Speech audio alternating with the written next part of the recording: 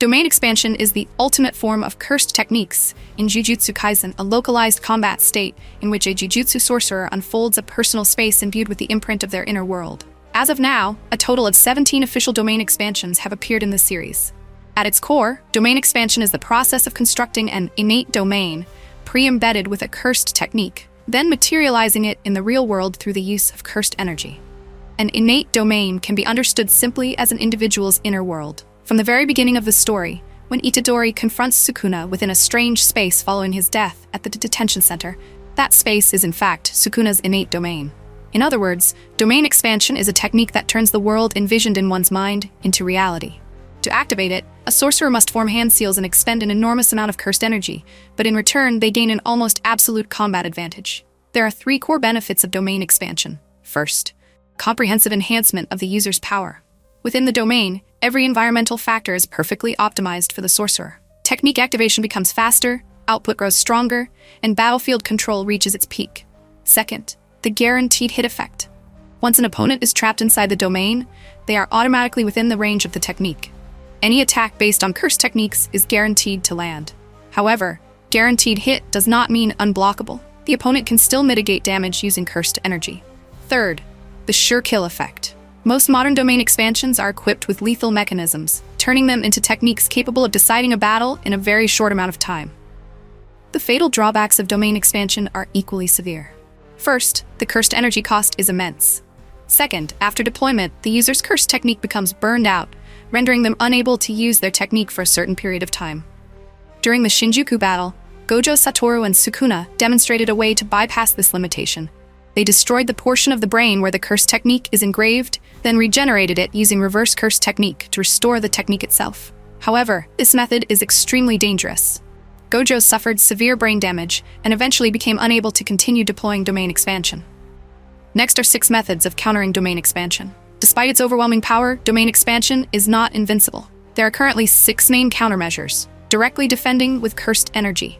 Even though techniques are guaranteed to hit, the resulting damage can still be blocked with cursed energy, as Gojo demonstrated against Jogo. Escaping the domain. Once outside the domain's range, its effects immediately vanish. However, because domains are designed to confine targets, breaking out from the inside is nearly impossible. Deploying one's own domain expansion. When 2 domains collide, the guaranteed hit effects are neutralized. A stronger domain can even crush the weaker one outright, as Sukuna repeatedly did against Gojo's Unlimited Void. Simple domain, hollow wicker basket. These are ancient techniques developed to protect weaker sorcerers. They create a small defensive domain that nullifies guaranteed hit effects, but only temporarily, as they are gradually eroded by the opponent's domain. Domain amplification, a technique bordering on cheating. The user coats their body with a thin domain layer that contains no cursed technique, allowing it to draw in and neutralize the opponent's technique. Its greatest advantage is the ability to nullify cursed techniques, even when the opponent has not deployed a domain, while still allowing free movement. The sole drawback is the inability to use one's own technique during activation, something Sukuna overcomes through instantaneous switching. Falling Blossom Emotion, a traditional defensive technique passed down within the Gojo clan. When a guaranteed hit attack strikes the surrounding veil, gravitational force is released as a counter to reduce damage. However, it only mitigates damage and cannot provide complete defense. Next, we will move on to the domain expansions that have appeared in Jujutsu Kaisen. We begin with Sukuna's domain expansion, Malevolent Shrine, Fukuma Mizushi. This is an aberrant domain, where a pathway opens through space itself, and countless grotesque entities emerge in the background, creating the sensation of stepping into a living hell. The revolutionary aspect of Malevolent Shrine lies in its range and its underlying philosophy. While most domains are designed to seal space and imprison the opponent within a closed barrier, Sukuna deliberately chooses not to enclose his domain. This is not a flaw, but a self-imposed binding vow. By granting his opponent a path of escape, the power and efficiency of the domain are elevated to their absolute limit. As a result, the guaranteed hit effect of his technique can extend to a radius of up to 200 meters, an unprecedented scale that far exceeds conventional standards. Within this domain, countless slashing attacks imbued with guaranteed hit properties rain down relentlessly, shredding everything in their path. Beyond that, Malevolent Shrine possesses a secondary effect. It assigns an explosive property, similar to divine flames, to matter reinforced with cursed energy. Thanks to this, Sukuna can activate flames after deploying his domain, triggering a massive detonation capable of devastating the entire affected area. The absence of a closed barrier also makes this domain a natural nemesis in domain clashes. Barriers are inherently vulnerable to attacks from the outside, and with his overwhelming range, Sukuna can strike inward from beyond the opponent's domain, shattering their barrier in an instant. In its complete form, Malevolent Shrine is activated using the Enma Yama hand sign, a symbol of the King of Hell and Death. However, in Chapter 258, Sukuna deployed an incomplete version during his confrontation with Itadori. Having lost 3 arms, he could only form hand signs with one hand, similar to the conditions under which Gojo deploys Unlimited Void. Combined with lingering brain damage from earlier battles, this was clearly a severely disadvantaged state. Even so, despite being incomplete, Sukuna did not reduce either the range or the power of his domain. He continued to avoid spatial partitioning, recreating this divine technique at maximum output. The purpose was to bring even entities normally immune to the guaranteed hit effects of standard domains into the zone of annihilation. The name Fukuma, subjugating demons, originates from the Fukuma Hall, a dwelling place of demons, a concept commonly found in Chinese fantasy literature, such as Water Margin. The temple-like architecture manifested within Sukuna's domain further reinforces this interpretation. Meanwhile, Mizushi literally means kitchen. Though it may sound strange at first, it is perfectly suited to Sukuna's image. Throughout the series, his language consistently revolves around cutting, cleaving, and dividing his opponents. In fact, Sukuna's core techniques revolve around slashing and flames, cutting and fire, the 2 fundamental elements of cooking. Even the names of his techniques, such as dismantle and cleave, are terms closely associated with food preparation. In other words, Malevolent Shrine is not merely a domain of destruction, but the complete manifestation of Sukuna's worldview, a hellish kitchen, where all who enter are processed like ingredients on a chopping board. Next is Jogo's domain expansion, Coffin of the Iron Mountain, Genkai Tekkon. This domain takes the form of a volcano, where the entire space is engulfed in magma and extreme heat. Its core effect is absolute incineration.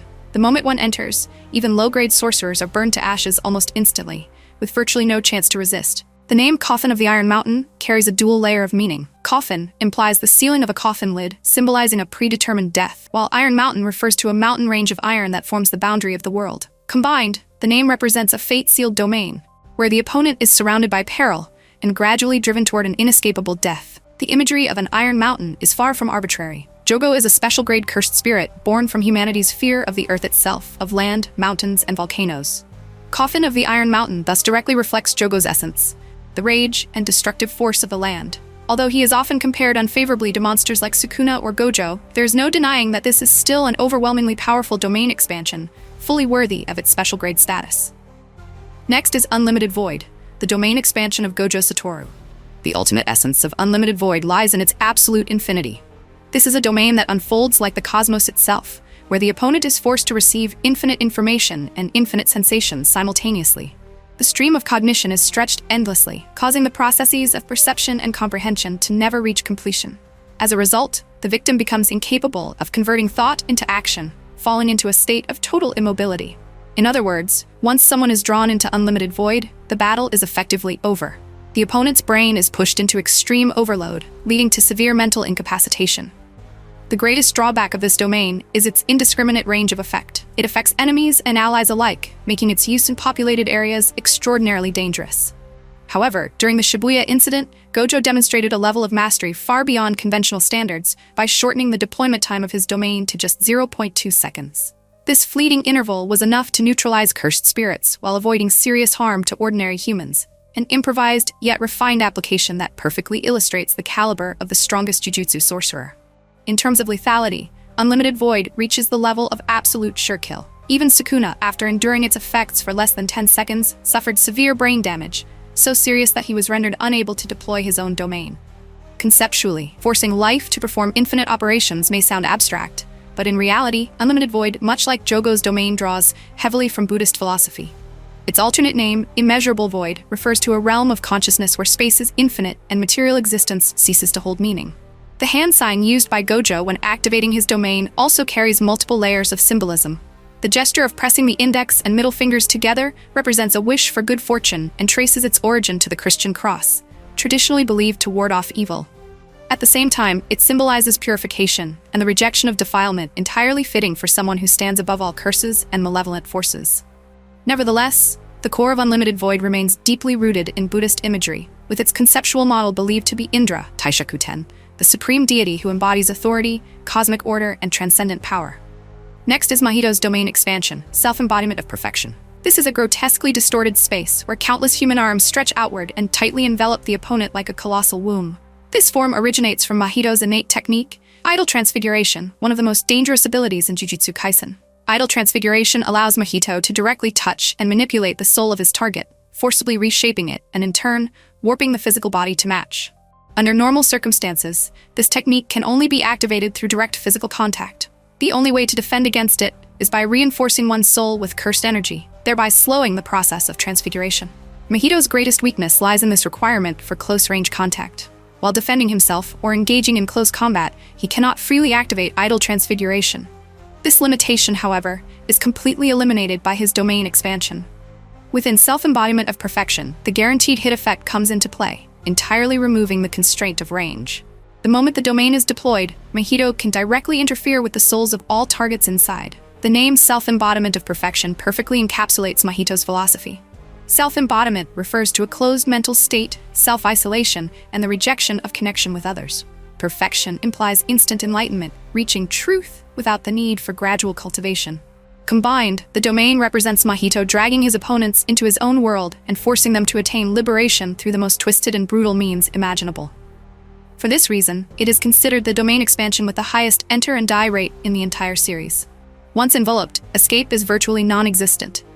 The conceptual inspiration behind this domain is believed to be Maitreya Bodhisattva, a symbol of enlightenment and salvation, distorted by Mahito into a grotesque parody that reflects his warped ideology regarding the soul and life itself.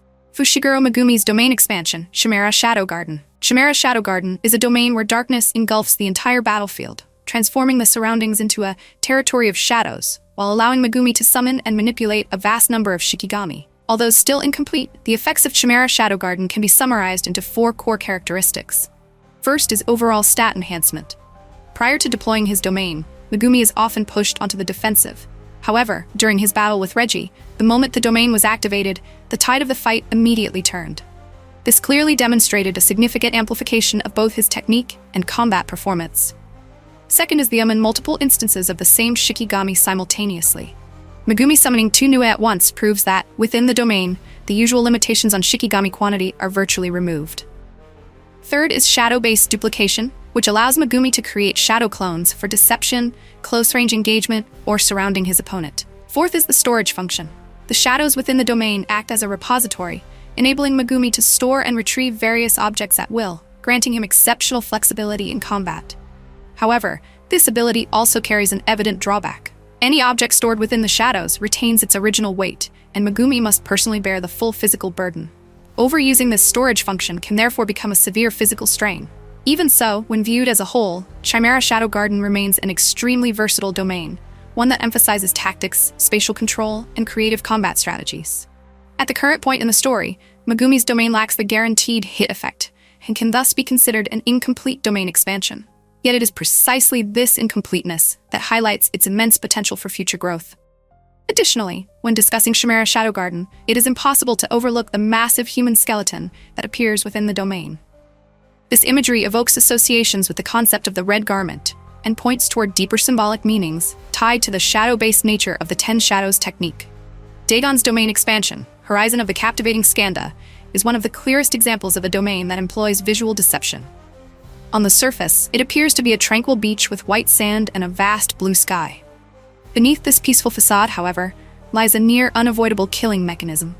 Once dragged into the domain, opponents are subjected to relentless guaranteed hit attacks from the Shikigami summoned by Dagon, leaving virtually no openings for conventional evasion. In fact, Horizon of the Captivating Skandha appeared multiple times before its official name was revealed, previously serving as a gathering place for cursed spirits. Analyzing its name, Captivating Skandha conveys the idea of fluctuation and agitation, directly evoking the movement of ocean waves, while Horizon implies accumulation and containment. Together, the name can be interpreted as an ocean that endlessly stores Shikigami, perfectly reflecting the essence of Dagon's domain. One particularly notable detail is the method of activation. Rather than forming hand seals, Dagon engraves the curse mark directly onto his abdomen to deploy the domain. This pattern is believed to be inspired by the treasure sack of Mahahala, a symbol of abundance and accumulation, an interpretation that aligns seamlessly with the domain's mechanism of continuous summoning. Turning next to Higuruma Hiromi, a Jujutsu sorcerer whose curse technique was awakened by Kenjaku in the Tokyo No. 1 colony. Originally a lawyer, Higuruma possesses one of the most distinctive and tightly regulated domain expansions in all of Jujutsu Kaisen: deadly sentencing, death penalty. This domain takes the form of a courtroom, where both Higuruma and his opponent are forcibly drawn into a closed trial. Its core feature lies in the complete fusion of curse technique and domain. The moment the domain is deployed, a miniature criminal court is automatically convened, and the opponent's fate hinges entirely on the final verdict. This is the most strictly rule-based domain ever introduced. All acts of violence are absolutely prohibited. The Shikigami judgment serves as the presiding judge, overseeing the entire trial in strict accordance with procedural order. The trial process consists of 4 main stages. First is information disclosure. Judgment gathers data on the target, selects a crime the opponent has committed in the past, and provides the corresponding evidence to Higuruma. Next comes the plea. The defendant may deny the charges, confess, or remain silent. A confession immediately advances the trial to sentencing. The third stage is argumentation, in which Higuruma presents his case before judgment using the evidence provided. Finally comes the verdict. Judgment delivers a judgment based on the law and the arguments of both sides. If the defendant is found guilty, punishment is imposed in 2 possible tiers. Confiscation strips the target of their cursed technique. If the target has no technique, their cursed energy is instead restricted. During the culling game, Yuji Itadori once received this penalty for violating the law as a minor. In the Shinjuku Showdown, confiscation was applied to Sukuna. However, instead of his technique, the object taken was a special grade cursed tool, demonstrating the punishment's priority order. Cursed tools first, then cursed techniques, and finally cursed energy. The more severe punishment is death penalty, at which point the executioner's sword manifests. A single successful strike guarantees death, a true one-hit kill. In addition, the defendant may request up to 2 retrials if they do not confess. Each retrial addresses an entirely different crime. Notably, there also exists a retrial mechanism initiated by the prosecution. During the Shinjuku Showdown, this rule was exploited to place Yuji in the position of defendant and formally designate Sukuna as the true perpetrator of the Shibuya massacre. Regarding the name, sentencing conveys the act of judgment and the subjugation of guilt, while death refers to a form of mandatory execution that historically existed in East Asian legal systems. Combined, deadly sentencing can be understood as judging sin to subdue it, then issuing an order of death. Unlike most other domains, Higuruma does not require hand seals. The instant he strikes the judge's gavel is the very moment the domain is deployed. It is also here that Higuruma's ideology is depicted most clearly. I want to bring everything to an end with my own hands. Everything that happened was caused by me, and I must take responsibility for it.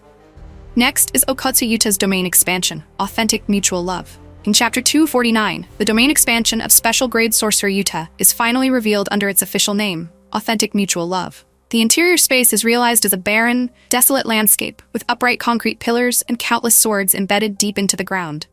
Surrounding the domain are decorative cords tied in the form of mizuhiki, commonly seen on Japanese congratulatory envelopes. The core mechanism of Authentic Mutual Love lies in randomly selecting one curse technique that Yuta has previously copied and designating it as the domain's sure hit effect. Every sword within the space carries a copied technique, yet even Yuta himself cannot know which sword contains which ability until he personally grasps it. Once a technique is released, the sword immediately disappears. In exchange, the number of swords within the domain is unlimited. In other words, the entire space functions as a chaotic armory storing the powers Yuta has acquired. Notably, the chosen technique becomes guaranteed to hit.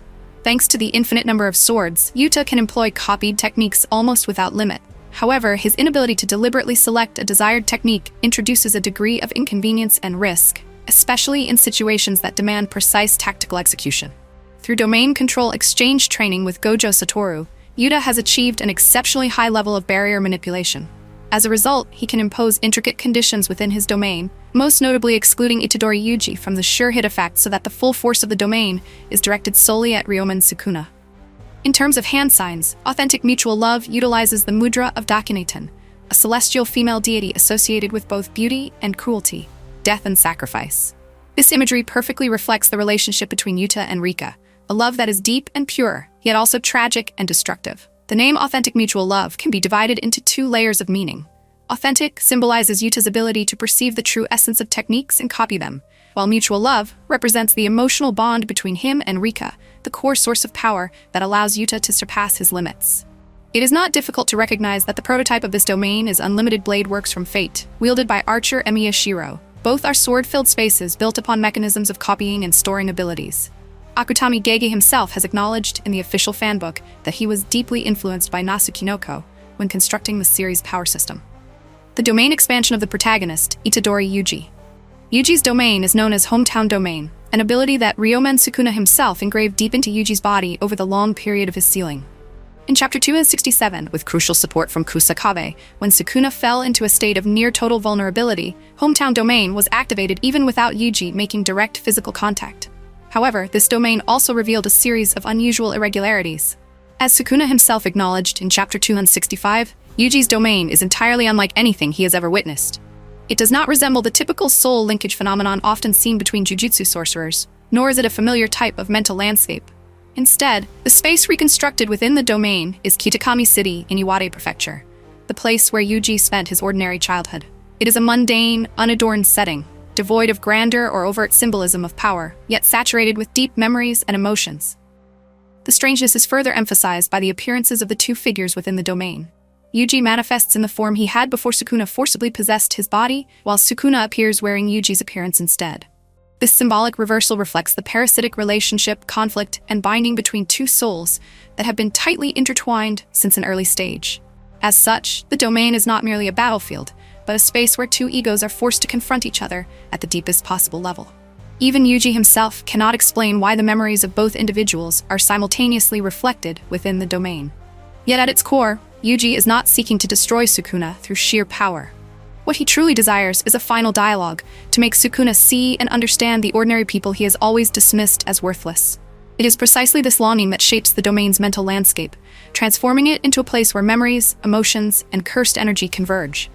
As for the hand seal of this domain, its meaning is unmistakably clear. It is the mudra of Kshitigarbha Bodhisattva, symbolizing the vow to save all sentient beings, even the most fallen of souls.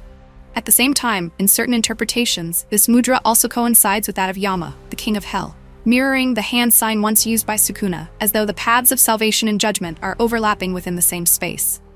All of these elements demonstrate that Itadori Yuji's domain was not born from ambition or an instinct to dominate, but from compassion, memory, and a profound desire to understand humanity. The domain expansion of Hikari Kinji, Idle Death Gamble. This domain is entirely modeled after a pachinko machine, themed around private pure love train. From the very moment an opponent is drawn into the domain, they are granted no right to interfere with its operation. Everything proceeds exactly like a real pachinko game, revolving around whether three symbols align. When all three images match, Hikari receives a bonus, the reward that decisively determines the flow of the battle. In essence, Idle Death Gamble is a guaranteed hit domain. However, instead of striking the opponent directly, its sure hit effect lies in forcibly making the opponent accept the entire set of rules. The instant the domain is deployed, all rules, mechanisms, and probabilities are transmitted directly into the opponent's brain. The domain's ultimate objective is to hit the jackpot with a probability of approximately 1 in 239. When the jackpot is triggered, there is a 75% chance of entering the probability shift state and a 25% chance of falling into the shortened time state. The true power of Idle Death Gamble emerges when the jackpot is activated. For 4 minutes and 11 seconds, as the theme song Private Pure Love Train plays, Hikari's cursed energy becomes infinite. Although he has not fully mastered reverse curse technique, the sheer volume of cursed energy causes his body to instinctively activate it, continuously regenerating damage.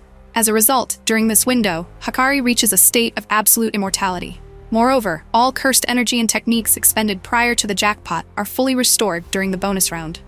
As long as Hikari continues to hit jackpots, he can repeatedly deploy Idle Death Gamble without limit, turning the battle into an endless sequence of life-or-death wagers. The pachinko segment of the domain is built around a fictional work titled CR Private Pure Love Train, a youthful romantic comedy created by Nakamura Candy within the world of Jujutsu Kaisen. Remarkably, this work is constructed with extraordinary detail, complete with characters, appearances, and personalities, showcasing Akutami Dage's impressive level of investment in Hikari's domain. The cast consists of 7 characters: Yamaguchi Yuki, Asadiri Yume, Yamaguchi Saya, Amanogawa Sayu, Shimizu Rin, Kato Sora, and Saito Aya. They are numbered from 1 to 7, with Saito Aya as number 1 and Yamaguchi Yuki as number 7. Notably, Asadiri Yume is regarded as one of the most strikingly designed female characters in the entirety of Jujutsu Kaisen. During reach sequences, if Yume's special seal appears, the jackpot probability increases significantly. Mechanically, Hikari employs various prelude effects, such as ball retention, shutter closures, and fake chains, to transition into a reach. Pachinko balls are color-coded, blue, red, and gold, with increasing expectations of success. Rainbow, in particular, signifies a guaranteed jackpot. Once a reach begins, the domain shifts into a dedicated performance stage, with 4 confirmed scenarios such as peak hour seat disputes or the final train on a Friday night. These reach events do not deal direct damage, but they play a decisive role in determining the odds of winning the gamble. Additionally, there are chance-up elements that dramatically increase the likelihood of hitting the jackpot if triggered simultaneously. 3 confirmed types exist: a Saigiri Yume's dream with gravure imagery, a cut-in by Senior Amanagawa, and a military national flag in the last case. If the setting is not a train, the jackpot is almost guaranteed. As for the name, Idle Death Gamble can be divided into 2 parts. Idle death is an ancient concept meaning punishment through indulgence. When humans sink into comfort or luxury, they ultimately bring about their own destruction. Gamble refers to a gambler. Combined, the name can be interpreted as a gambler who dies through indulgence, perfectly encapsulating Hikari Kinji's reckless, carefree, and audacious philosophy of life. Finally, Hikari's domain deployment posture is believed to be inspired by Benzaiten, the deity associated with fortune and luck. It is a perfect choice for a Jujutsu sorcerer who treats life and death as a wager, and who turns the battlefield into a gambling hall where fate is decided by chance. Naoya's domain expansion, Time Cell Moon Palace.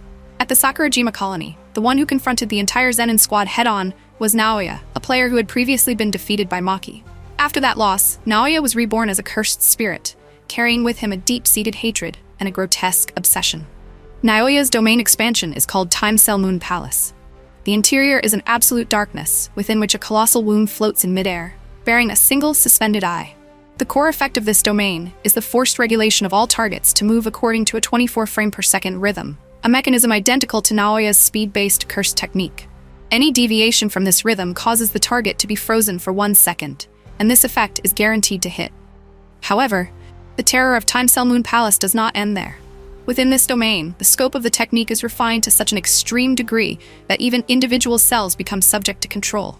This means that if a target cannot precisely reproduce the movements predetermined by Naoya, it is not the entire body that freezes simultaneously. Instead, the cells halt one after another. When the victim attempts to force movement under these conditions, the body tears itself apart from the inside, leading to complete disintegration. In other words, every living being inside the domain is driven into a state of absolute immobility. This is a true, guaranteed hit, guaranteed kill domain. Without an immediate countermeasure to a domain expansion, death is virtually inevitable. Even if one possesses a simple domain or another defensive option, being a single beat late while forming hand seals is enough for the body to be instantly dismantled. In reality, Maki was able to defeat Naoya only because of her special physical constitution, which nullifies guaranteed hit effects. Had it been other top-tier sorcerers such as Yuta or Hikari, the outcome would most likely have been far less favorable. From a symbolic perspective, the central motif of this domain is the womb. This is clearly expressed through the quiche-shaped spatial structure, as well as the fact that the name Time Cell Moon Palace contains the character moon twice, combined with concepts such as palace and grand chamber, all of which strongly evoke imagery of childbirth and femininity. The irony lies in the fact that Naoya himself is a blatant embodiment of patriarchal ideology and misogyny within the Zenin clan. That he deploys a domain centered on the symbolism of the womb, the very source of life he despises, is a bitter and cutting satire, one that is quintessentially in the spirit of Jujutsu Kaisen. Finally, the posture used to activate Time Cell Moon Palace is believed to be inspired by Jiten, a celestial dancer who symbolizes artistic mastery and physical refinement. For a domain built upon feminine and biological motifs, adopting the image of a goddess like Jiten as the basis for its activation gesture is entirely fitting, while further emphasizing the inner contradiction and tragedy at the core of Naoya's character. Kenjaku's domain expansion, Womb Profusion. From its very appearance, this domain evokes an overwhelming sense of horror. The space itself is composed of countless distorted, despairing faces, directly reminiscent of Edvard Munch's The Scream. Surrounding the area and suspended overhead are human figures resembling pregnant women rendered in an African art style, or bodies with their faces flayed away, hung on like lifeless exhibition pieces. The precise effect of Womb Profusion has yet to be fully explained. However, through Kenjaku's battle with Yuki, it can be confirmed that the sure-hit technique embedded within the domain is the anti-gravity system, originally possessed by Itadori Kaori. Inside the domain, Kenjaku can freely manipulate gravitational structures, ranging from anti-gravity to extreme supergravity, enough to crush a low-grade Jujutsu sorcerer in an instant. Yet the most terrifying aspect of Womb Profusion does not lie in its raw destructive power, but in its method of deployment. Similar to Sukuna's domain, this domain does not seal off space. However, while Sukuna trades the opponent a means of escape, in exchange for expanding his domain's range to a radius of roughly 200 meters, Kenjaku takes the opposite approach. His domain's range is not particularly large. Instead, the binding condition of being unsealed is used to directly amplify the efficiency of the techniques operating within it. This very mechanism led to the tragedy during the battle with Yuki. Although Tengen ultimately managed to dismantle the barrier, the absence of a clearly defined outer shell made the process far slower and far more complex. That time difference alone was enough for the supergravity to fully manifest, crushing Yuki before the domain could be completely neutralized. As for its hand seal, Profusion is believed to be inspired by Hansya Gasho, one of the fundamental Buddhist mudras among the rare set of 18, symbolizing unity and transcendence. When forming this seal, the practitioner is said to unify body, mind, and speech with the Buddha, thereby approaching enlightenment. Symbolically, this choice fits Kenjaku perfectly, a being who views himself as a sage standing above human morality and convention. Even more notably, after deploying his domain, Kenjaku is still able to continue operating his brain-swapping technique without entering a state of cursed technique burnout. There was once a hypothesis that he had imposed a special binding vow upon himself to achieve this. However, as of now, the true mechanism behind this ability remains an unresolved mystery. Yorozu's domain expansion, Threefold Affliction. Prior to the battle at Yorozu's confrontation site, the ancient sorcerer who once fought Sukuna was Yorozu, a culling game player from over 1,000 years ago. Yorozu's domain expansion, Threefold Affliction, is constructed upon her construction technique. Through this ability, she created Shinmyo, a form of supreme matter with no surface area of contact. This inherently illogical property allows Shinmyo to generate infinite pressure. Anything that comes into contact with it is instantly crushed and blown away without leaving a trace, as though colliding with a fictional concept rather than tangible matter. Yorozu embedded this property into her domain, transforming infinite pressure into a sure-hit effect, thus creating a domain that is truly sure-hit and sure-kill. Unfortunately, within the story, Threefold Affliction was ultimately nullified by Maharaga, as the Shikigami fully adapted to the construction technique, stripping Yorozu's power of its absolute advantage. Symbolically, Yorozu's hand seal is believed to be inspired by Jizo Bosatsu-in. Jizo Bosatsu is often associated with Enma, the very origin of the hand seal imagery used by Sukuna. In ancient Sanskrit, Jizo Bosatsu is known as Kshitigarbha, meaning earth storehouse, or womb of the earth. This has led many to believe that the image of Jizo forms the foundation for both Yorozu's visual design and her thematic core, creation, destruction, and the primordial nature of matter itself. Hanami is a special-grade cursed spirit born from humanity's hatred toward nature. He believes that humans are the greatest threat to the earth and seeks to eradicate mankind in order to protect the natural world. Hanami's domain is known as Shining Sea of Growing Branches. It never appeared in the original manga because he was killed before he could activate it. However, in the fanbook and the game Phantom Parade, this domain is described as a brilliant field of flowers beneath a blue sky, with towering floral pillars erupting from the ground like a battlefield. Its attack manifests as a surge of energy accumulated through Hanami's left arm. During his fight with Aoi Todo and Yuji Itadori, Hanami attempted to expand his domain after channeling cursed energy into the flower on his shoulder. This process, however, was interrupted when the barrier preventing Gojo from entering was destroyed. As a result, the audience was unable to witness the true display of power of this special-grade cursed spirit, turning what should have been an explosive moment into one filled with lingering regret.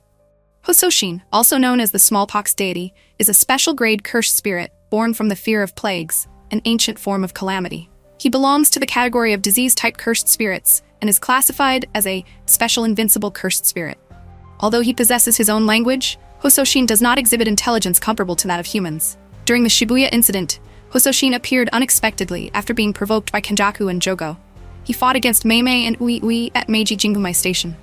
This cursed spirit's domain is called Divine Punishment Light, yet it is depicted as a pitch-black space where coffins stand motionless upon the ground. The technique within the domain is divided into 3 distinct stages, activated by clapping the left hand against the right. Stage 1, the target is sealed inside a coffin. Stage 2, a massive protective stone slab falls, crushing the coffin and burying it deep underground. Stage 3, a 3-second countdown begins. If the target fails to escape before time runs out, they are infected with a disease and die. However, Hososhin's domain has a crucial limitation. Its sure-hit effect applies to only a single individual within the domain's range. The chosen target is prioritized as the one possessing the strongest cursed energy in the area. As a result, this domain functions more as a form of selective execution rather than indiscriminate mass slaughter.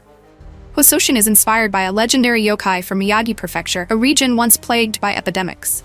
According to local folklore, this monster devoured people who were infected by disease. It can be seen that the author, Gege Akutami, has drawn heavily from Japanese folklore and incorporated many of its elements into the work. Finally, let us turn to the domains that still lack official names. At the Sendai colony, among the 4 powerful figures who directly confronted Okotsu Yuta, 2 of them actually deployed dominic expansions. Ishigori Ryu and Uro Takako, both reincarnated sorcerers from roughly 400 years ago. As the battle reached its climax, Yuta, Ishigori, and Uro expanded their domains simultaneously. However, because the power of all 3 was overwhelming, the domains collided and neutralized one another instantly, leaving viewers with no opportunity to observe their forms, names, or specific effects. This is precisely why, to this day, the domains of Ishigori and Uro remain complete mysteries within Jujutsu Kaisen. In addition, Tsukumo Yuki, one of the very few special-grade sorcerers of the modern era, has never directly deployed her domain during her battle with Kenjaku. However, her statement, "So that means, for 10 seconds, I have to face his domain, using simple domain to avoid technique burnout without using my own domain," indirectly confirms that Yuki unquestionably possesses a domain expansion. The fact that Yuki chose not to use her domain in that situation was likely not due to any limitation in her abilities, but rather a calculated tactical decision. With the knowledge and experience of a special-grade sorcerer, this demonstrates that Tsukumo prioritizes combat efficiency and control of the battlefield over fully displaying her power. In conclusion, this can be seen as a comprehensive overview of all domains that have appeared, or have been confirmed to exist, up to the present point in Jujutsu Kaisen, including complete domains, incomplete ones, and even those that exist only as implications. Each domain reflects not only power, but also the combat philosophy and inner nature of its user. What about you? Which domain left the strongest impression on you? Leave your thoughts in the comments below. Thank you all for watching until the end of the video. Goodbye, and see you again in the next one.